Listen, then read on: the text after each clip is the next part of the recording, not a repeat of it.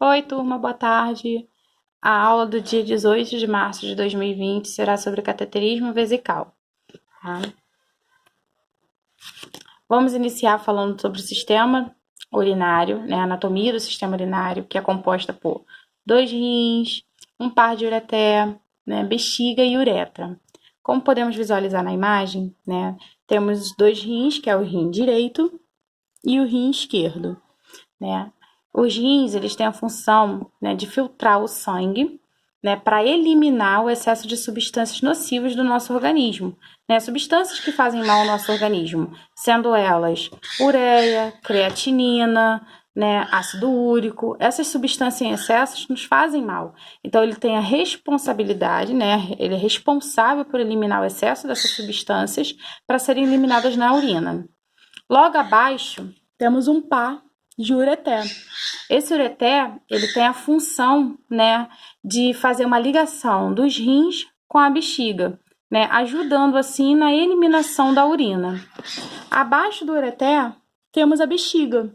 A bexiga, ela tem a função de armazenamento da urina, na qual um adulto chega a armazenar cerca de 700 a 800 ml de urina, né? E abaixo da bexiga, temos a uretra, que é responsável de transportar a urina da bexiga para o meio externo. O slide a seguir, que é esse, composição do sistema urinário, ele é nada mais, nada menos do que eu acabei de falar, né? É a explicação do que eu acabei de falar. Então, vou deixar aí registrado para vocês terem anotado, tá? A função de cada um deles. Aqui é o conceito de cateterismo vesical. O cateterismo vesical é uma técnica, né, que consiste na introdução de um catéter.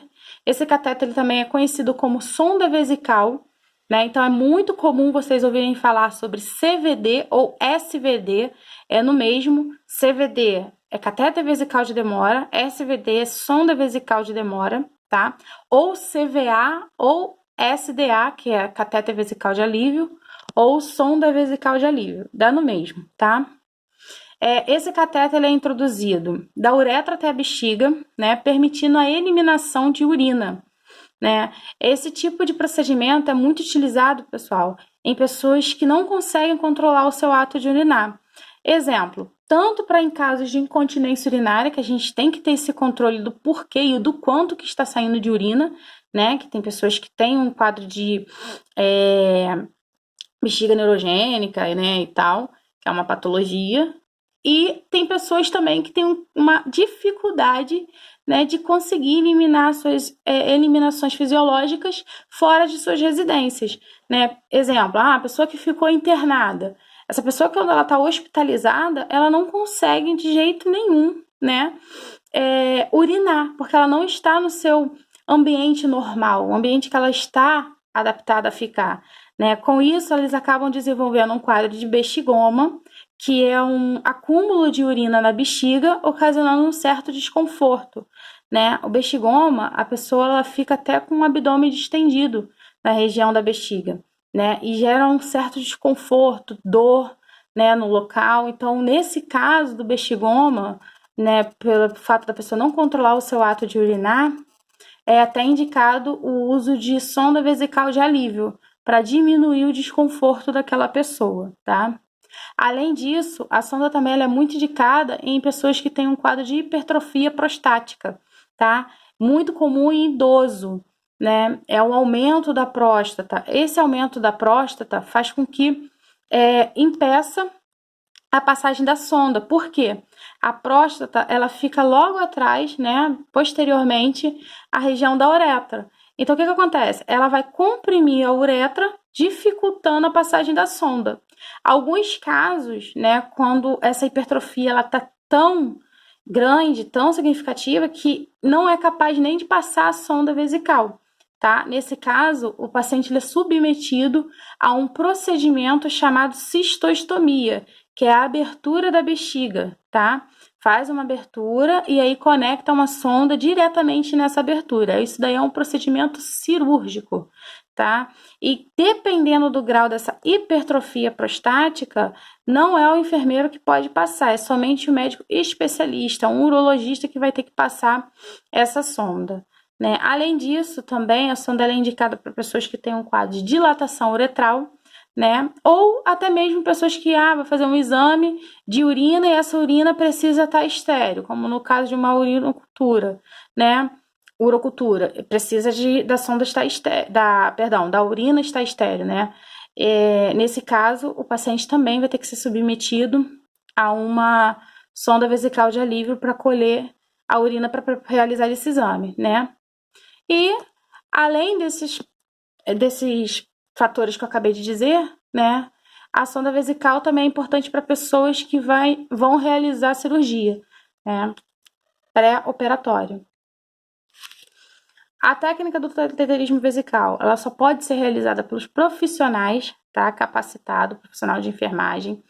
E segundo a resolução do COFEM 450 do ano de 2013, né, aprova o parecer normativo que dispõe a atuação da equipe de enfermagem em sondagem vesical.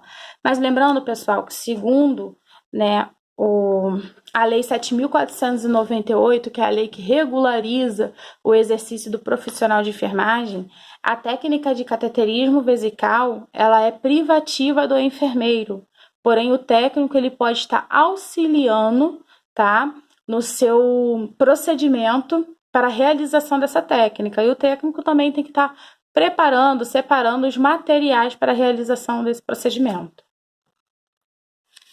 Aqui é o que eu tinha falado anteriormente sobre hipertrofia prostática, né?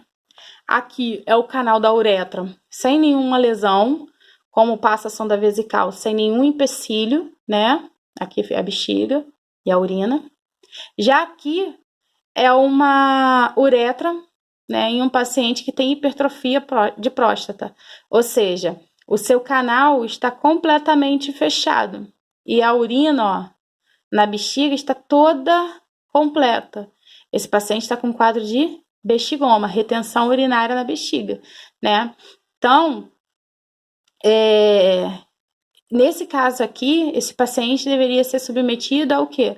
A um procedimento de cistostomia, porque aqui não seria possível estar passando uma sonda vesical, tá vendo? Não teria como. Quando que deve realizar o cateterismo vesical, pessoal? Em que situação? Né? Eu já tinha falado, eu vou complementar aqui. No alívio de retenção urinária, como eu falei, o paciente com um quadro de bexigoma.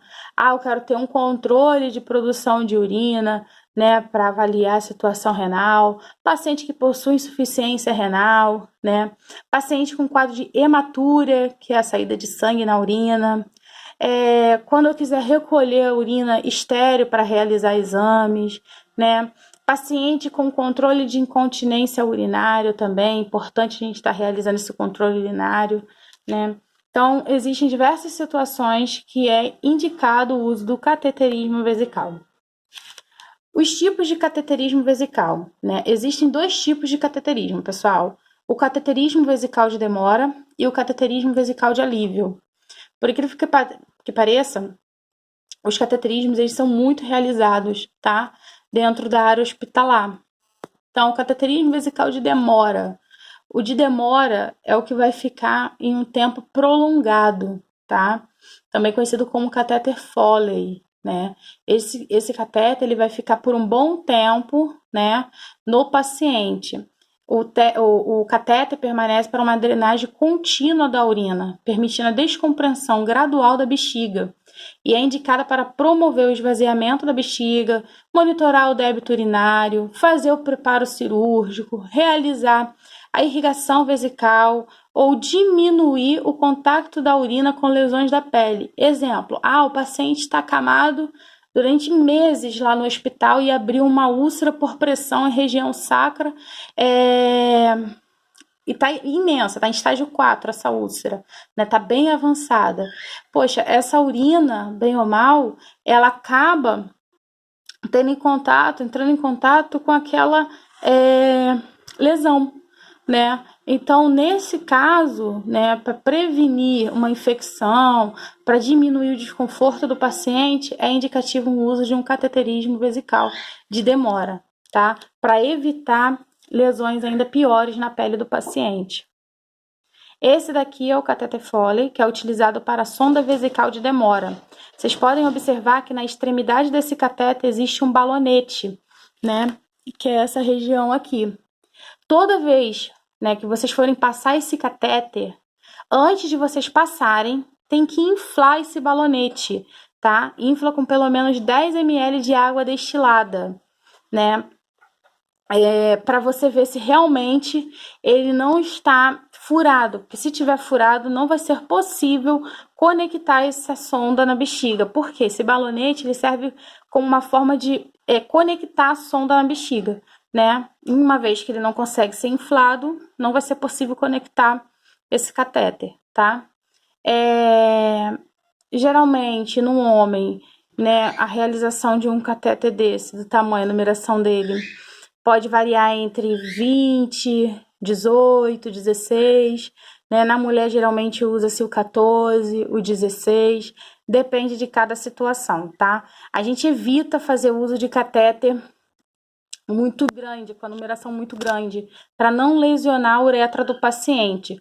Porém, um catéter muito pequenininho também pode ocasionar obstrução da sonda, tá? Exemplo, paciente que está com quadro de hematúria. O que é hematúria? Urina com sangue, né? Aí vamos dizer, esse paciente está em uso prolongado da sonda, está com quadro de hematúria e a sonda é uma numeração pequena, vamos dizer, uma numeração 14. Tem grandes chances de coagular, né, esse sangue na sonda. Aí, nesse caso, se possível, é indicado botar um catéter com uma numeração um pouco maior, para evitar o coágulo da sonda. Aqui, essa parte onde está escrito aqui, é responsável para a conexão do coletor, tá? Nesse cateter aqui a gente usa o coletor fechado, que eu vou falar logo à frente. E aqui serve para a gente conectar a sonda para inflar o balão. Sonda não, perdão. Serve para a gente conectar a seringa, tá? Nessa parte onde está vermelhinha, para poder inflar o balonete, ok? Já o cateterismo vesical de alívio ou cateterismo vesical intermitente, né, também conhecido como CVA ou SVA. Esse cateterismo vesical, pessoal, ele não permanece por muito tempo, ele é temporário, tá? E ele é utilizado com uma sonda chamada Nelaton. Essa técnica ela é muito utilizada para drenar a urina presente na bexiga, muito utilizada assim em procedimentos médicos, né, para a realização de algum exame, né, para alívio imediato de bexigoma, que é aquela que eu falei, aquela complicação que eu falei, que a pessoa ela retém muita urina da bexiga, né? Outra coisa também, o paciente precisa colher urina para exame, né? O paciente está acamado, não consegue ir ao banheiro, né?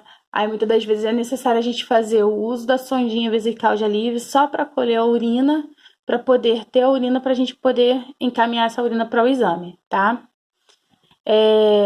Ambos os procedimentos, tanto o cateterismo vesical de alívio quanto o cateterismo vesical de demora, eles têm que ser realizados de forma estéril, tá? Só pode ser realizado de forma estéril. Lembre-se, os dois. Essa aqui é a sonda vesical de alívio. Vocês podem observar que na ponta dela, na extremidade dela, não existe nenhum balonete. Por quê? O intuito dela não é fixar na sonda, não é fixar na bexiga, né? O intuito dela é somente você introduzir, esvaziar a bexiga momentânea e depois retirar. Ah, pessoal, quais os riscos que podem acontecer com o cateterismo? Então, o cateterismo, justamente, ele só é realizado quando for em último caso, quando é extremamente necessário, porque ele pode apresentar alguns riscos. O maior risco que pode ocorrer com o uso do catéter é justamente a infecção urinária, também conhecida como ITU, infecção do trato urinário, né? É muito comum acontecer no sexo feminino, né? Muito comum acontecer em mulheres, idosos e pessoas que já têm um quadro de insuficiência renal, tá? Além disso, pode ocorrer devido à realização de técnica inadequada na instalação do catéter, ou seja, uma pessoa que vai realizar essa técnica de forma errada, vamos dizer, contaminou tudo durante o procedimento. Lembrando que é um procedimento que tem que ser realizado de forma estéril. Vamos dizer que no momento que ela estava preparando, né, os materiais, no momento que ela estava realizando o procedimento, ela contaminou. Ou seja, já é um indicativo a mais, né, para acontecer um quadro de infecção no trato urinário, né? Além disso, pode ocasionar também um trauma na uretra por pressão do catéter, né? Uma contaminação na região da conexão do tubo do catéter, né? Ou uma contaminação da bolsa coletora, né, com refluxo para a bexiga. Outros riscos também que pode acontecer, gente, hemorragia, né, devido ao tamanho do calibre, como eu falei aqui, ó, aqui. Se a numeração for muito grande, né, desse catéter e você tentar forçar a passagem desse catéter, né, pode ocasionar uma lesão na região da próstata do paciente, se for em homem, né? Enfim, você pode acabar lesionando a região da uretra desse paciente, né? Perdão, falei próstata. Você pode acabar lesionando a uretra desse paciente, né? Gerando um quadro de hemorragia. Então, por isso que a gente evita uma numeração muito grande de um catéter, tá? A passagem incorreta do catéter ou a existência de outras doenças também pode ocasionar um quadro de sangramento, tá? Por isso que, tá tendo muita dificuldade, muita resistência, não fique forçando a passagem dessa sonda. Comunica ao médico, tá? Que aí, em alguns casos, somente o urologista que vai poder passar essa sonda, né? E lembrando, toda sonda vesical tem que estar prescrita pelo médico. Não pode passar sonda vesical de demora sem estar prescrito pelo médico. Aqui são os tipos de coletores, tá? Coletor aberto e coletor fechado. Coletor aberto, coletor fechado. Fixação da CVD ou SVD, sonda vesical de demora. É importante vocês saberem disso, tá? Que a fixação é de extrema importância para acabar não lesionando a região da uretra. Em homem, essa fixação ela tem que estar realizada na região hipogástrica, ou seja, na região abaixo do umbigo, tá? E nas mulheres, essa fixação deve ser realizada na face interna da coxa, ou seja, na parte de dentro da coxa, tá? Por que tem que ser essa fixação, tanto no homem quanto na mulher? Para evitar lesão na uretra. Aqui é a bandeja do catéter vesical, tá? Como que deve ser preparado, os materiais que devem ser preparados. Lembrando que é uma técnica estéreo, tá? Qual material que eu devo utilizar, professora? Uma bandeja grande, um biombo, né? Um material desgermante para realizar a higiene da região íntima, material de cateterismo, aí vem incluso uma barrinha, uma cúpula, né? A cúpula é essa cubinha aqui, ó, a pequenininha. Uma cúpula, uma pinça, gaze, campo fenestrado, né? Além disso, tem que utilizar tanto a luva de procedimento como uma luva estéreo, né? A sonda Foley tem que ser uma sonda estéreo, né? Gás estéreo, lidocaína para lubrificar o canal da uretra, agulha 40x12, lembrando que a agulha 40x12 é aquela de grosso calibre, calibre grande, né? Somente para aspirar a água destilada, né? Tem que ter seringa de 10 ou 20 ml, tem que ser seringa de bico, tá? Não pode ser aquela seringa de rosca. O coletor de urina de sistema fechado, sonda vesical de demora, só pode ir em coletor fechado. Esse coletor aqui, sonda vesical de demora, somente em coletor fechado. Além disso, a água destilada, que é para inflar o balonete, né, o cuff. Adesivo polergênico, ou seja, o micropore, né, que é o esparadrapo. E o saco plástico para vocês jogarem o lixo, tá? Aqui, vou mostrar a vocês, é o campo fenestrado que a gente coloca, tá? Pra gente poder manusear toda essa região aqui sem contaminar, né, o paciente. Esse aqui é o biombo. Aqui é a cuba rim, que é uma cuba de metal em formato de rim, por isso que o nome é cuba rim. A lidocaína em gel. A seringa, perdão, a agulha 40x12, que é essa agulha de grande calibre, né? Agulha calibrosa. E aqui o flaconete de água destilada. Como que eu vou realizar o procedimento? Todo o procedimento, antes de realizar ele, tem que fazer o quê? Higienização das mãos. Isso é sempre importante. Após isso, tem que reunir todos os materiais na bandeja. Vou encaminhar ao quarto do paciente. Qualquer procedimento, antes de você realizar com o paciente, deve explicar como que vai ser realizado, explicar o que vai ser feito, né? Explicar se necessariamente se realmente vai doer, se não vai, como que vai ser a sensação para esse paciente do procedimento que ele vai realizar, tirar as dúvidas, né, dele. Nunca esquecer de promover a privacidade desse paciente, por isso é importante o uso do biombo, né? Fechar a porta, fechar a janela, né? Para preservar essa intimidade dele. Posicionar o paciente de decúbito dorsal, é importante que esse paciente fique com a barriga para cima, tá? Após isso, eu vou calçar primeiro as minhas luvas de procedimento, por quê? Para eu realizar a higienização da genitália desse paciente, eu tenho que estar primeiro com a luva de procedimento, tá? Só depois, no momento da conexão mesmo da introdução do catéter e tal, que eu vou ter que utilizar a luva estéreo. Mas antes, na hora da higienização, eu tenho que calçar a luva de procedimento. Após isso, eu vou realizar a higienização da região da genitália desse paciente com o uso de degermante, tá? Depois, vou retirar minha luva de procedimento. Vou abrir agora, né, sobre a bandeja, o meu material de cateterismo, né? Colocar minha luva estéreo. Vou testar o cuff da minha sonda, lembra? Que é esse balonetezinho aqui, ó, que eu falei para vocês.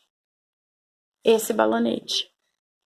Então, antes de tudo, tenho que testar, né? Após eu calçar minha luva estéreo, a primeira coisa que eu vou ter que fazer é testar esse balonete, tá? Testar o cuff da minha sonda, né? Eu vou inflar 10 ml de água destilada. Não pode ser soro, tá, gente? Para não cristalizar, tem que ser água destilada. Após isso, eu vou conectar a minha sonda, tá? No coletor. E vou colocar um lubrificante na minha seringa. O lubrificante é esse aqui, ó.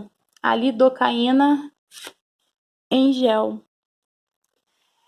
No homem, eu tenho que colocar na seringa, tá? E colocar na uretra do homem diretamente, da seringa na uretra do homem. Após isso, vou fazer a antissepsia do meato urinário, tá? Vou introduzir a sonda para dentro da uretra, quase até a sua bifurcação, até com que eu consiga visualizar a urina, tá? Depois disso, vou inflar o cuff, vou inflar o balonete com a água destilada, né? E conectar ele no coletor de sistema fechado. Lembrando que sonda vesical de demora só pode ser em sonda vesical de demora só pode ser conectada em coletor fechado. Após isso, eu vou fixar a sonda, né? Lembra lá que eu falei com vocês? Que, ó, homem tem que ser fixado em região hipogástrica, né, que é a região suprapúbica, né, abaixo do umbigo, e na mulher tem que ser fixada na face interna da coxa, tá? Aqui tá dizendo específico suprapúbica, porque estão falando como se estivesse realizando, né, em um homem, tá? Após isso, eu vou retirar minha luva estéreo, né, e deixar o meu paciente confortável no leito, tá? E olha como que fica a posição correta da sonda, ó. Aqui é minha uretra, né? A minha sonda tá na minha uretra. Aqui, a extremidade da sonda, tá? A extremidade da minha sonda Foley tá dentro da minha bexiga.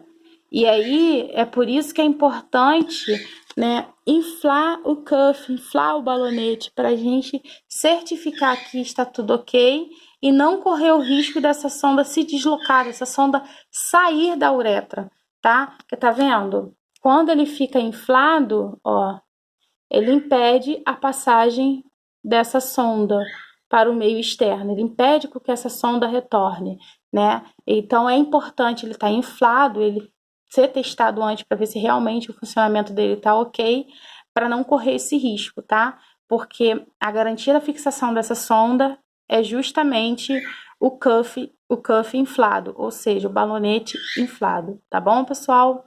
A nossa aula é essa. Espero que tenha ajudado. E qualquer dúvida pode entrar em contato comigo, tá bom? Beijos e um abraço a todos. Uma boa aula.